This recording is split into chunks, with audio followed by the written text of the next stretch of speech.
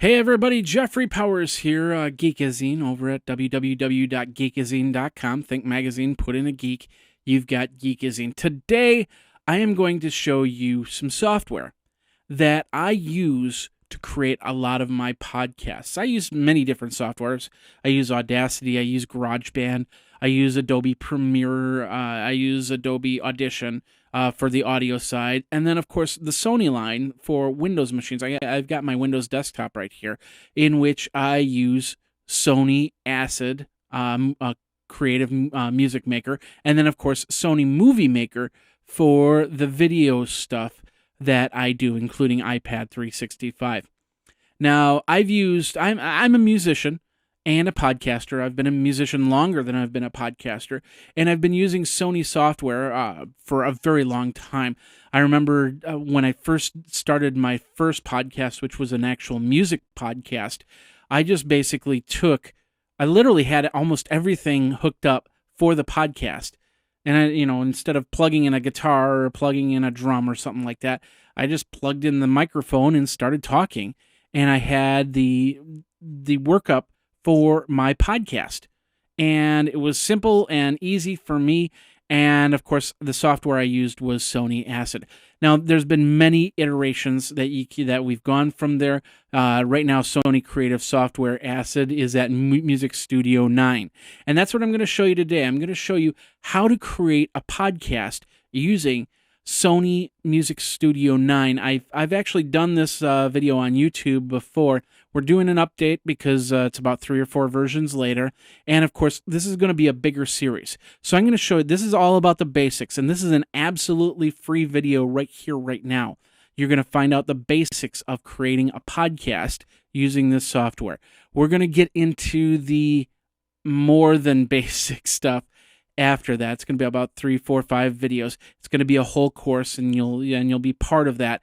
And of course, it'll be over at my other website, howtorecordpodcast.com. Let me show you that website here. Howtorecordpodcast.com. Lots of great articles, lots of great reviews, microphone reviews, headphone reviews, mixer reviews, so on and so forth. The latest article was the Corporation for Public Podcasting. It's a multi-part series that I'm doing that talks about how to get a podcast started for your job. If you are if your boss asked you to start a podcast, or you decided, well, it's my job, I better create a podcast for our company, how you go about doing that, the ins and the outs, and all the other stuff.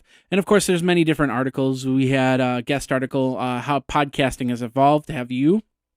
And then, of course, how to ditch the microphone in podcasting for some of you that are doing more of a studio production looking podcast. Like when I do iPad 365, you don't see a microphone in front of me. When I do Geek Smack, you don't see a microphone in front of me. And we talk about the different microphones on there. So you can check that out over at howtorecordpodcasts.com. Now, in How to Record Podcasts, there's and to find this, you just basically go down the page. Right now, there is the Learn How to Wirecast series, which is absolutely free. And then, of course, underneath here is where we're going to have learn how to use Sony Acid. And it's going to be a course. Like I said, this first video is going to be absolutely free. You can watch it again and again and get the ideas of using Sony Acid Music Studio to create your own podcast. All right, well, to get the software is pretty straightforward. All you have to do, like I said, geekazine.com/acid, and that'll take you to the page. And that page is this one right here. This is the software that I use, Sony Acid Music Studio. It's a very, very cheap software, no more than $70, and you've got the software. It is Windows only, so if you've got a Mac and you don't use Boot Camp, then unfortunately you can't use this software. But they have a lot of great software, and they do have some Mac software too. They have other software here you can get, like for instance Acid Pro 7, which is a higher end software. You can definitely use that for podcasting as well. It's very close, similar to Music Studio. That's got some extra bells and whistles to it, but it might be a little bit overkill for podcasting. And then of course we have some other software like Movie Easy, HD, Noise Reduction, Partner Products, Pixelcast, SoundForge, which is another piece of software that Sony ended up buying a few years ago, and I used SoundForge many times. They have SoundForge Audio Studio 10, which is also a pretty decent price. SoundForge Pro 10, which is a little bit more expensive, and then of course there is a Mac version for $269. So, and of course, I know a lot of you have just found out about the Adobe product line going to Creative Cloud, and you might be looking at new software to purchase, and this might be a good alternative for you. So, and like I said, I've been using it for about 7 years now. And right here, the Music Studio 9 is literally all you need. You can even put in some tracks. I've put in music tracks and then audio tracks, and then created my own podcast. I'm going to show you one. This is the Day in Tech History right here. This is the podcast. This is what I have here. This is how I have it set up. And it might look a little bit confusing, but we're going to start with the basics, and we're going to show you how to actually turn a new project into something like this. And that's 2 or 3 videos down the line.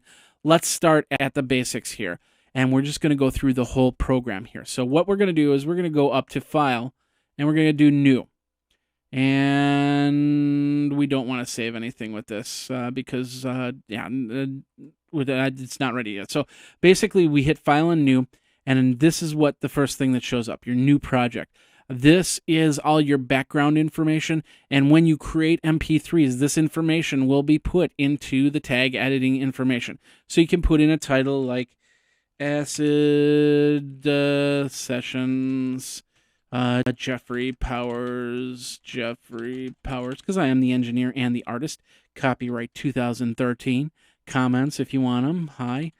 Or Joe, one of the two. You can also say, hey, I want all my projects to start like that by checking that box. And then, of course, Universal Product Code and Media Catalog Number. This is stuff that you get for creating music. Most podcasts, you don't need to worry about that. So, yeah, just don't worry about that at all unless you have a code. Just don't put stuff in unless you actually have a real code. And then, of course, we have the audio side of this new project. You can choose your audio sample rates and your bit depth. Most podcasts run at 16-bit 44100. There are audio files that want to take it up to 4800 24-bit. This makes for bigger files. This makes for better audio in the end. So it's really up to you. All my podcasts are at 16-bit 44100. The reason why is because a lot of MP3 players, especially older MP3 players, know how to read 16-bit. And if you get into an audiophile project, first of all, it might not fit onto the MP3 player. Second of all, it might run a little bit fast because it just doesn't know the bit rate. And I've seen many times that happens. So just normally you don't have to touch that area. It's just set the way it is from your sound card. And this is also governed by what your sound cards have. If your sound card only does 24-bit, then you have to set it that way. So record files under folder. This is where your project, when you save the file, that's where it's going to save. You can change that from there. And once again, you can start all new projects with that setting. So we got our summary, we got our audio. We're going to hit OK. And that's going to give us a very blank canvas. This is what we've got in our canvas. At the top, we've got our standard file, edit, view, insert, tools, options, help. We've got tool options to do the same thing, new file, open file, save file. We've got arrows like enable snapping, automatic crossfades, draw tool, selection tool, paint tool, and we'll get into all of that stuff. And then we have what they call the main canvas. This is where the tracks are going to be laid down for your podcast. Down here we have project tempo, which you normally don't have to worry about that for a podcast. If you were making music, you'd have to worry about. So everything's pretty much in the key of A, in 4/4 time, key of A, 4/4 time, 120 beats per minute. And of course, you could change that if you wanted to, but I don't know why. There's no reason to. So we'll leave it at, it's at 121 and we'll leave it at that. Of course, we have our play controls down here. We have the MIDI step record. This does do MIDI recording, So if you do dabble in MIDI and dabble in music making, you can actually put in the MIDI player. We've got a metronome right here, and of course the metronome count off. If you want to, some people actually, the one thing about some people is they want to have a metronome to do a tick, tick, tick, tick, so they don't speed up. It helps them pace so they can talk a little bit slower, so people feel like that you're not just pushing them right out the door. All right, so you have all of that. You have your canvas here. Down here you have multiple folders that you can add. The two that we have right now are the Explorer, which is my file explorer. And right now you're seeing the actual WAV files that I created for my Day in Tech History podcast. Each of these, this is May 1st, this is May 2nd, May 3rd. And as I record them, I create the waves, and then I put them into this file. And of course, I put in all the music and intros and outros and stuff like that. Then you have your plugin manager. This is where all your VST files, where all your extra plugins are going to be. I have, like, for instance, I have Easy Drummer, which is a great little plugin that I use to create some drum beats if I need to. And then, of course, audio effects, synths, and any type of extra stuff will be put into this plugin manager, which I can then look and add and subtract, so on and so forth. Over here, we have the mixing console. And right now, since there's no tracks up here in the canvas, we only see one mixing console, and that's the master. That's this one right here. That will never change because that's your overall mix on the podcast. You can actually see your master bus, your assignable FX, and this blue thing. You can actually once you uncheck it, things start to disappear. Like, for instance, there's the assignable, there's the MIDI audio tracks. But once this master bus goes, as you can see, the master bus goes away. We don't see any of the other ones because we haven't created any tracks yet. So, and that basically just gives us an idea of our tracks, so we can actually change some levels really quickly if we want to. It's kind of like a mixing board, I guess you could say. And then down here, you can't see down on the bottom, it tells us how much memory we have and how much recording time we can do on 2 channels, because we have it set up on 2 channels. All right, let's take a look at some of the preferences, because this is where you're going to really need to go and get this going. So if you go up to Tools, I'm sorry, not Tools, but Options, and go over to Preferences, this is the first thing that you'll want to do. You'll go in here. Basically what this is all the preferences that you need. A lot of the stuff you won't need to check or uncheck it. You'll just use it as it is. But if something like, for instance, the show logo splash screen at startup, if you don't want that, you can uncheck that here. And you can go through here, the recently used project lists. You can say 6 or 8 or 12 or whatever. And just get your preferences, what you want to have happen for Acid Music Studio. Over here is the audio. Now, once again, a lot of the stuff you won't need to touch unless you're actually doing some music or you really want to do some interesting stuff with your podcasts. So there's a few things that you do want to take a look at here. First of all, this right here, Acid Type for recorded audio. It says beat mapped, and it gives you an option of beat mapped or one shot. You might want to think about switching it over to one shot. And the reason why is there's 3 different options that you can get on an audio file. One shot, beat mapped, and loop. Now, if you're creating loops, like you have like a measure of and you just want to continue to loop that, you want to bring in the track as a loop. If you want to have it beat mapped, basically what happens is I create a longer file, like let's say about 10 measures of that same sound, of that same and I want to have it beat mapped. So if I change the tempo from 120 to 140, the beat map will actually shrink it. And we'll show you a little bit more about beat mapped in one shot. But most of your files, when you create podcasts, especially when you're just creating the audio, is going to be one shot. So you might want to think about switching that over to one shot. That way you don't have to worry about things getting beat mapped and things going wacky or whatever. Like I said, some people like to use the metronome, so you can actually choose the sound for your metronome from a wood block to a conga to a triangle to a slap. And then, of course, your peak level, which is basically where you want to normalize all your sound. And we'll get into that later as we go. Your audio devices usually set up to Microsoft Sound Mapper. Once we get into more complex stuff, then we'll have to deal with that. But right now, we don't have to touch that, so we're just going to leave that as it is.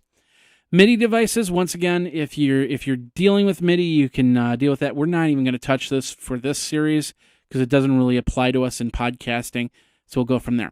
Editing applications, so basically, let's say you don't edit inside of Music Studio. Let's say you bring a video in here and you want to edit the video part, then you can actually put in the program here. Once again, don't really need to worry about this unless you actually have software that comes into play, and then you can put it in there. Display, you can change your colors, your icons, status, tints, and stuff like that. You don't need to worry about that too much. The other, enable multiple selection, preview, and explorer windows. This can pretty much stay as it is, but once again, if you want to play with that, we won't be touching that too much. This is the other important area, and this is the folders area. This is basically going to tell you where all your files, when you record a file, where's that file going to be? When you extract from a CD, where's that file going to go? One thing that I do is the render project and render to new. I've actually changed them to my Day in Tech History folder. And the reason why is because the majority of my work is through this folder. And so I want it to have that as the root. Now, the reason why I set this, a few versions ago, it was really cool because basically when I was working on a file, I would turn and I would actually render it, and then I'd say render, and I'd choose the file, and it would render it. But then when I go to render it again, it would stay on that file. Newer versions, what it does is it goes to the default file, and so I've changed that over to my Day in Tech History folder, so it's easier for me to move around from there. So if I need to save one of my Geek Smack episodes, I just basically back up one folder and go forward. So it's a nice pivotal point. And I'll show you here really quick. We'll cancel this. I'll go up to File and I'll go to. I need to create a track really quick, so we'll do that. And then I'll go up to File and go to Render. There it is. That's the default. That'll always start here. And I can move from there. Like I said, I can go to the desktop, or I can go one back up, and you see my other shows that I've done in the past and future, and so on and so forth. So that's basically that area you want to take a look at, and you want to put in a folder that's basically a pivotal folder. Now, the other thing is there's other folders. You can actually choose this, use a single default folder, and then it'll all go to one folder. But I don't normally do that.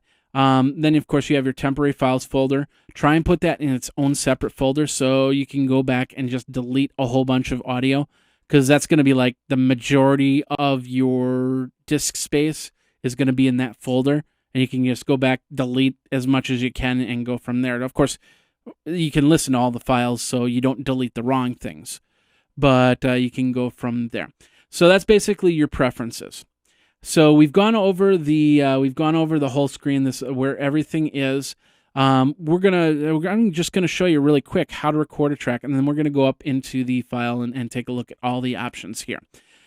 To record a track, once you have your audio set up and you got your microphone set up, of course that's hooked up into your computer, which we won't get into on this series. If you have any questions on how to hook up microphones to computers, let me know. I do a lot of podcast consulting, so I can help you with all that. But basically, to record an audio track, once you have it all set up, all you have to do is hit this button right here, the record button. And what it starts doing, as you can see, it starts creating a WAV file. And there's me talking as we go. And that's basically it. You're recording, and then you go down, you hit the stop button, and there's your first clip right there. You're recording. Now, as you can see, you've got a lot of different options here. And some of the stuff you won't even need to worry about if you're just recording audio. But we're going to go through it really quick. You might see it like this when you first record, which looks a little weird. You have to expand it out so you can get all the information for this recording. Now, let's take a look at this recording really quick. First of all, we have this is track number 1. We can shrink it down really quick, or we can bring it back to where we were. Of course, like I said, I can resize it. We've got the track name, which I can then just sit here and go track 1. We've got the arm for record. So if I depress that, as you can see, the meters change. And I press it down, we have an in meter and an out meter. When I record, you will not see both of these meters go at the same pace. The in meter will be the only thing that's going. If it hears anything, the out meter will hear that. So we'll unarm that. Now, as you can see, the out meter is sitting still. If I hit play, it starts moving, just like that. So you have, next to that, you have invert track phase, which you don't need to worry about unless you're doing some interesting stuff with your podcast. You have the track FX, which we're going to get into. Basically, this is what's going to help you compress your file. This is what's going to help you put in any type of effects that you need. We have the mute button, and we have the solo button, just like any other recording software. The exclamation point will solo the track. So if I had 4 or 5 tracks, I just wanted to hear this track, I just hit that, and all the other tracks are muted. And then this does the opposite. This mutes the track while you hear everything else. Microsoft Sound Mapper, you can actually change that, but we won't worry about that because we're just doing straight up recording. You can choose this master or different audio devices. This is interesting. So if I'm, let's say I'm doing a Skype and I've got a mixer that lets me split the audio between, track 1 goes to a track 1, track 2 goes to a track 2. I can actually set that audio mixer up in Sony Acid. So I can have, this might be me and track 1, and then the track 2 might be my Skype user or the second vocal if there's another microphone, if I'm doing a one-on-one interview. That way I've split my audio so I can edit it a little bit better. So normally if you're doing just solo podcasting stuff, you don't need to worry about this stuff. Volume, of course, that's self-explained. Starts at 0. You can also set it here. So if I set this down to here, then when I record a new track, it'll actually start at that same area. So we want that at level, so about 0.0, and go from there. I just realized you didn't see what I did. So basically, if I move this here and start a new track, it's going to start it at that level. And in that case, that was under 2 dB, as you can see right there. So basically, when you start, you got to watch this little slider right here and make sure that that slider is in at the 0.0, because when you hit the record button, that's what will change that. So, all right, we'll get back up here, and we'll take a look at a couple things. Of course, the volume, like I just said, the pan, you can pan at center, right, or left if you really want to get into that. And then, of course, this is your clip pool. So what this does is I can actually create 4 or 5 audio clips on the same track. And if I want to switch between those clips, I would go to this clip pool. Right now, I only have 1 clip. So let's create a second clip really quick. This is the second clip I'm creating. Now the clip pool will show 2 clips. And I can actually drag more clips onto here. And then, of course, that clip pool will be added to there. So I can put a lot of different things on one track, and that's pretty cool because it saves me from having 50 tracks on the audio here. So, all right, so that's basically your track. And as you create, I'm going to create another one just by hitting that record button. I've turned off this arm, so it's going to create a new track. And then I'm going to mute this, and then I'm going to start recording the second track. And as you can see, it's recording that second track and go from there. Hit stop, and now I've got 2 tracks recorded. So if let's say I want to have, this is the first part, this is the second part, and then I just want to put this in between. Like, let's say I mess up. With Day in Tech History, I do that all the time.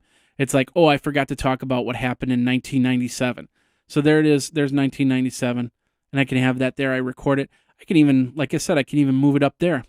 So now it's part of this track, and I can get rid of this puppy right here, and it looks pretty seamless. And I can also, as I move around, I can do the fades.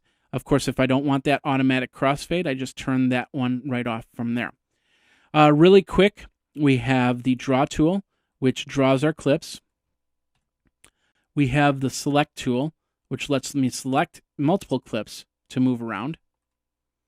We have the paint tool, which once again will let me draw clips in different ways. I can do whole note, dotted note. That's basically for music stuff, so you don't normally have to worry about that. I don't normally hit that right there, so it's up to you if you want to play with it, and it might work for you in podcasting. We have the erase tool, which lets me erase. We have the envelope tool right here, which works, once again, you don't normally have to use it, so we won't deal too much with that, but we might in future episodes for advanced podcasting. And then, of course, we have the time selection tool, which, once again, I don't use too much on. So usually it's either this the draw tool or the selection tool. And that's what I use for moving around all the podcast audio files and stuff like that. All right, let's go from here. Let's talk about everything that you get with Acid Music Studio. And that's going to be up here in the file edit. And we'll just take a quick look at here. File, pretty straightforward. You have your previous projects here, which I got about 6 of them. You have new file, open, save as. The render, which is when you're done, the final MP3 that you create. And of course, you can render, and you can render with an MP3, a WAV file, MP4. You can bring some and do some basic video editing inside of Music Studio. But if you're going to do a lot of editing video-wise, you might want to use a video editor and go from there. You can create templates. As you can see, I created a template called Day in Tech History. I also have one called Geek Smack and a couple other ones. And then you have your default templates. If you're doing a podcast, a low-end podcast would be about 64 kilobits per second. And then you have 96 kilobits per second. Then you have 128. Usually you don't go up unless you're doing really audiophile type stuff. Then you go up to 192, 256, so on and so forth. But for the most part, for MP3 files, you stick around 64 or 128. Now, if you did WAV files, that all changes right there. You got 44 or 100, 16-bit to 24-bit to 32-bit. So, and of course, that the higher end, the more disk space that it takes up. So we're going to stick with MP3s because that's what we do. Now, a couple other things here. The one thing about the template, the cool thing about the template, is when you hit that custom button, basically that not only sets what you want for your bit rate, and of course I set it to join stereo, but it also helps with your ID3 tagging. So every time I create an MP3 file using Day in Tech History or DITH, it'll tag it as Day in Tech History with my name and the website and comments, and I got to change the year, I just realized. So that template will instantly change the ID3 tag. Another thing is these 3 buttons right here. The biggest one right here is the render loop region. You can't see the other 2 buttons. It says render loop region. It says save project markers. Let's bring it up. And then save selections as regions with media. This one is the most important because this can actually mess with your file a little bit. If you have this checked, this will not record the whole file. If you have this box checked right here, what it's going to do is it's going to find the loop region, and that's this thing right here. Now I'm going to hit the loop region button, and that loop region button is next to your arm, your record button, right here, loop playback. When I press that, as you can see, it turned blue up here. And we're going to go up here. This becomes your loop region. You can change that very easily. So basically what it'll do is it'll record from here to here. And what it's expecting is a loop. So if I hit play at this point, it'll get, and we'll shrink this a little bit. It'll get to this point right here, and then it'll loop back to here. Simple as that. So As you can see, the line just moved back to the front, and it'll continue to do that until the end of time, or until I turn this off. So that's for creating loops. If you're a musician and you want to create a quick loop that you'll use for other projects, then that's why you do that. I've actually used it to record, like for instance, my outro for Day in Tech History. I wanted to record that so I don't have 3 or 4 tracks that I have to move around.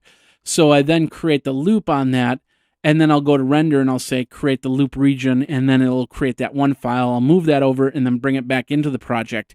So I don't have to, like I said, I don't have to mess around with 2 or 3 wave files. It's just one file. I'm done with it, so on and so forth. So when you go to render, that is probably that box. Make sure that box is unchecked, or else you're going to have like a 2-second file and you're wondering why it's 2 seconds. So, and then of course, this is very straightforward. You put in your file name and your location, and of course you hit save, and it'll start the render process. And it can take anywhere from a couple seconds to almost an hour or 2, depending on how big the file is. So, all right, so that's the render area. Of some other options in the file, we have extract audio from CD, self-explanatory. Contests and downloads, this is a Sony thing. Publish to a cloud, you can choose your cloud, and of course Sony does have a cloud you can choose to. Properties, which is that first box that I showed you, which adds your title and your audio and stuff like that. And then, of course, the exit, where you can close out the program. Edit, we've got your undo and your redo options, cut, copy, paste, select all, and a bunch of other stuff we don't normally have to worry about. Insert event to play cursor, so where the cursor is blinking right now, I can actually insert an event if I wanted to. The split button, which is my favorite friend, and as you can see, the keyboard shortcut is S. What does it do? It simply does what it says. It splits the file. And previous versions didn't have that option, which was it was a pain, because you basically had to copy and then shorten to where you wanted to take out. Let's say this was an or something like that.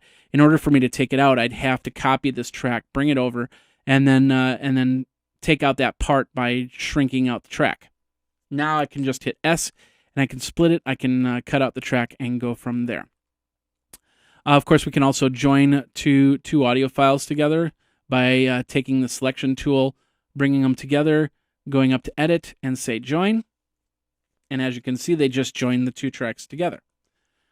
And then, of course, let's see, some other editing tools, fit to time, draw selection. These are these items right here. MIDI stuff, undo all, and clear the undo history, because it does remember what you have done in the past, up to like I think it's like 64 different movements. So, all right, a view. Yeah, these are all the windows that you can get. I've left that pretty much alone, but you can play with that and see what you like, what your preferences are.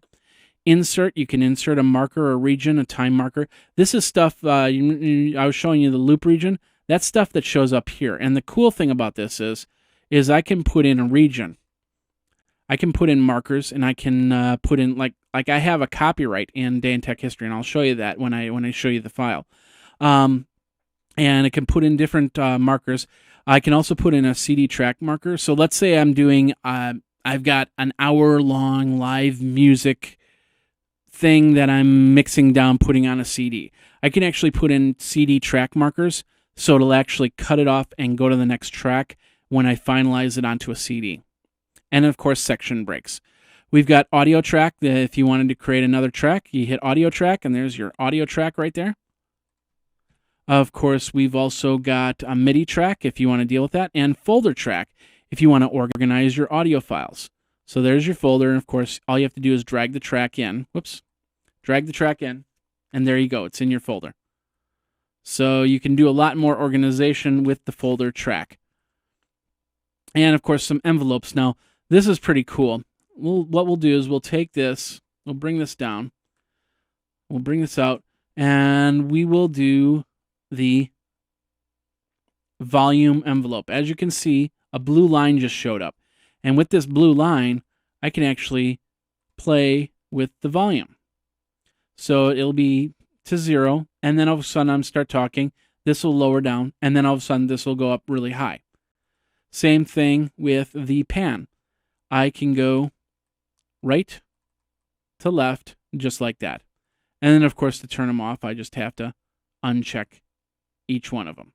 And I can do that there by right-clicking and going to Insert Remove Envelope, or going up here and choosing the envelope and do it that way.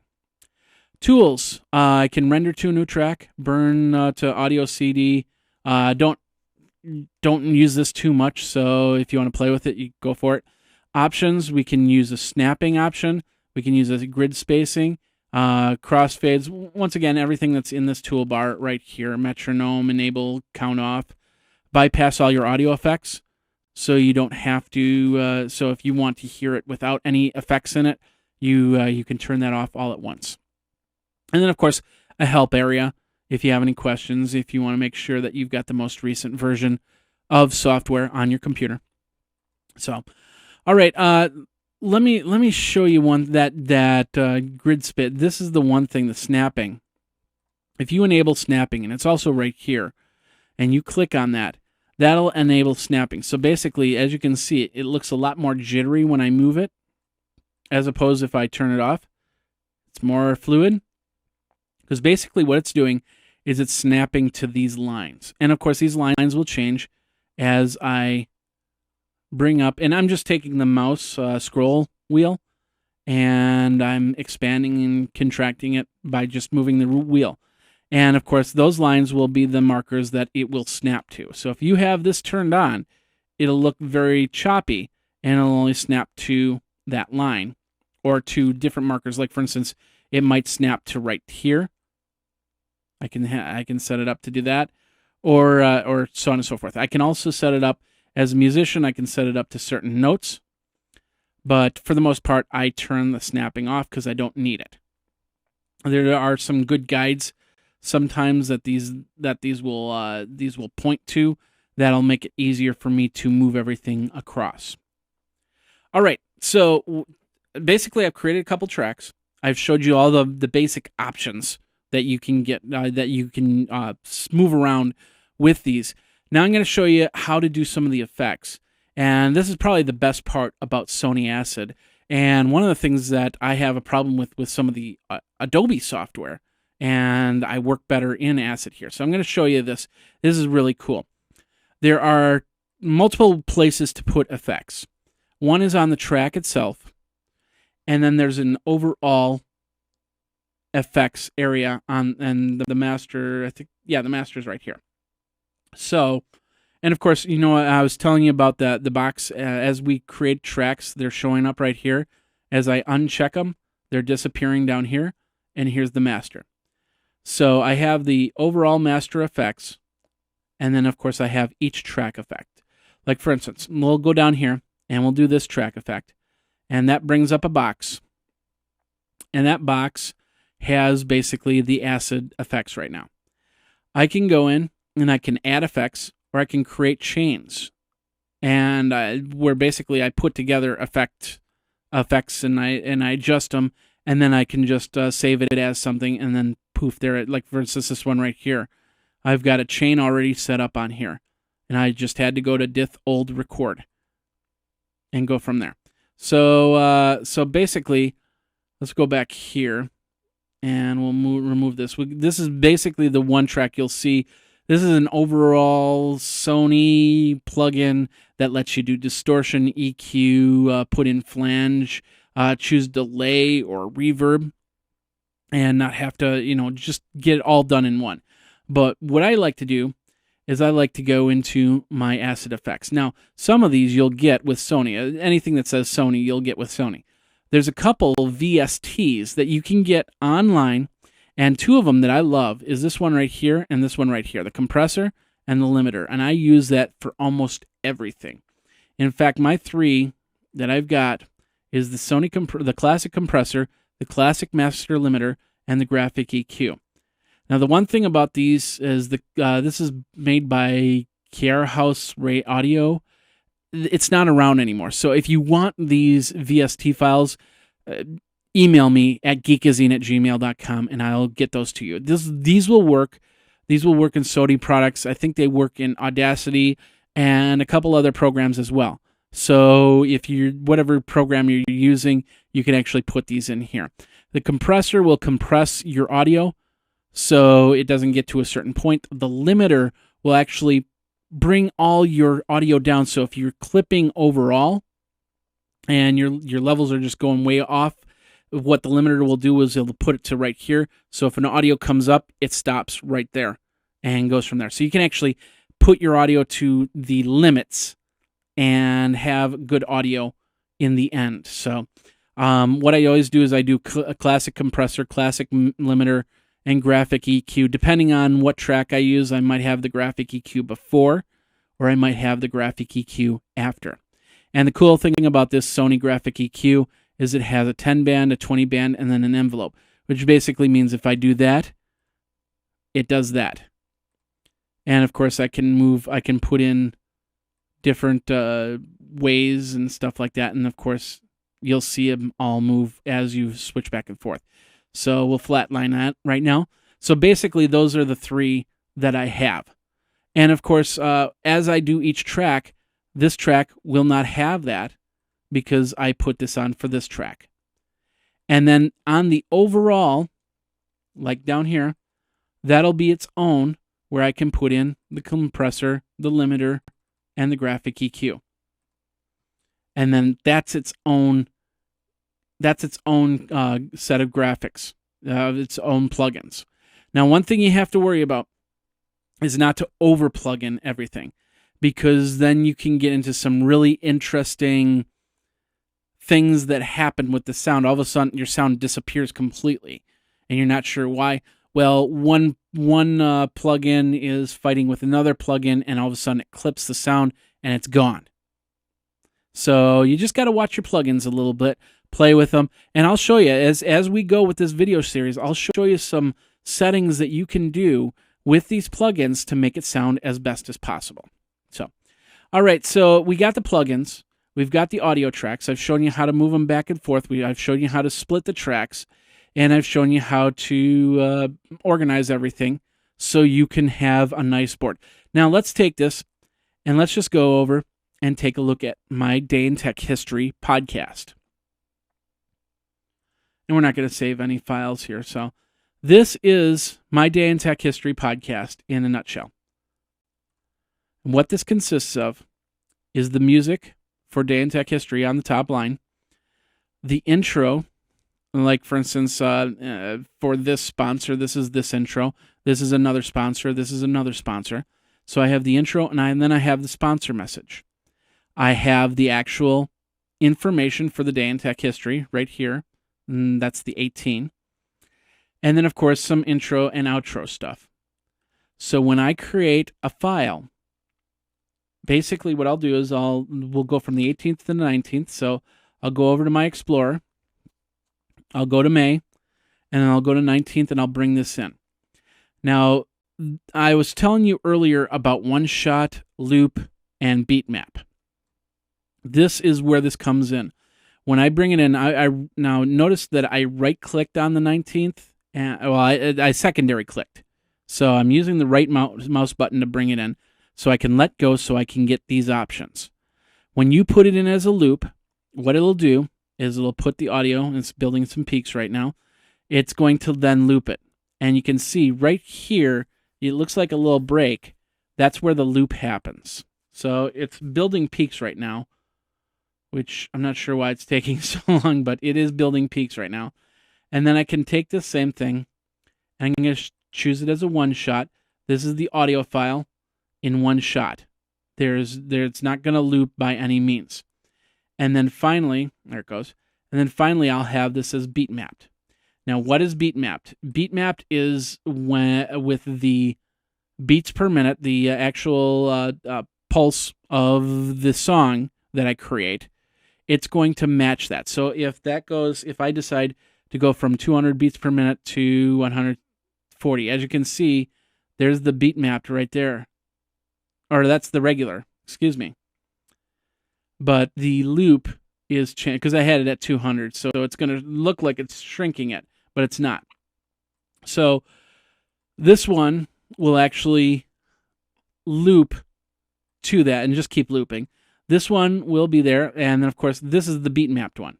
And as you can see, the beat mapped one all of a sudden looks a lot shorter than this one. And as I bring this in, I can match that up. And of course, as you can see, the other files are going. But again, I leave it at 200, so all the other files are just there. You don't like I said, you don't mess with this too much, unless you decide to do some crazy stuff with it. So, but those are the three options. What you want to do is you want to bring in a file as a one shot, unless you're planning to loop it. So out of all these three files, we'll go back in, we'll right click, we'll go up, and we'll say one shot. And that's just the file in its basic form. Nothing's going to be messed with it. So what I'm going to do, what I normally do, is I find the spot where this is my intro and ends, and this is where the audio for the 19th will come in. I'll just bring that over. I'll then split this right here. Oops, I'll bring the cursor over. I'll split this right here. I'll bring the add in. I'll bring this over. I'll find my end, and I'll bring it in. Of course, I can zoom it in so I can see it a little bit better. And then I'll bring that to the end, and I'll bring my outro, and boom. I have my podcast set to go from the beginning. So if I go and I hit, if I hit this,